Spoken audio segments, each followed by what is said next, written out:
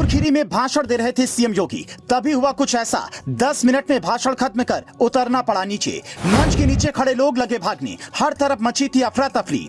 सुरक्षा बल के जवान भी नहीं कर पा रहे थे कुछ। जहां किसान आंदोलन के वक्त किसानों पर चढ़ी थी जीप, वहां पहुंचे योगी ने कही ऐसी बात, गदगद हुए किसान आंदोलन के वक्त जिस लखीमपुर खीरी में किसानों पर जीप चढ़ी थी, उसी लखीमपुर खीरी में जब सीएम योगी आदित्यनाथ पहुंचे तो अचानक ऐसा क्या हुआ कि उन्हें 20 मिनट का भाषण 10 मिनट में ही खत्म करना पड़ा। ये बताएं। उससे पहले सुनिए सीएम योगी ने लखीमपुर खीरी में पहुंचकर कितना बड़ा ऐलान किया कि सैकड़ों किसानों का दिल गदगद हो गया। हम लोगों ने तय किया है यहाँ की एयर स्ट्रिप को एयरपोर्ट के रूप में डेवलप करने का। एयर कनेक्टिविटी आप सोच सकते हैं, लखीमपुर खीरी से भी देश के लिए और लखनऊ के लिए या दिल्ली के लिए वायु सेवा की सुविधा एयरपोर्ट के माध्यम से देने की बड़े कार्यक्रम को आगे बढ़ाने के लिए हम कार्य कर रहे हैं।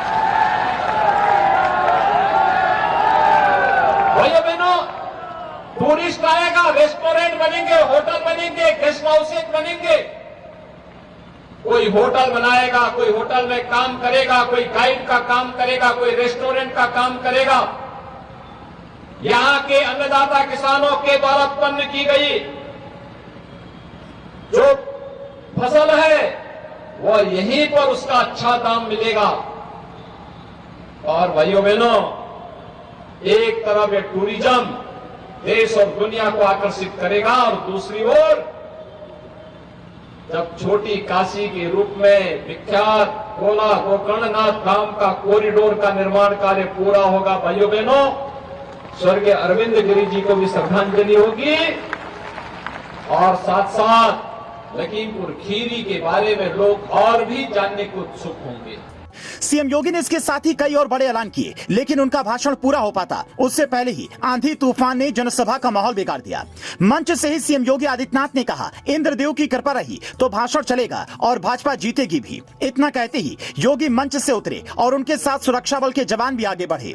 स्थानीय नेताओं ने मंच छोड़ा और पांडाल गिर गया। वहां अफरा तफरी की स्थिति हो गई, लेकिन गनीमत यह रही कि किसी भी तरह का कोई जानमाल का नुकसान नहीं हुआ।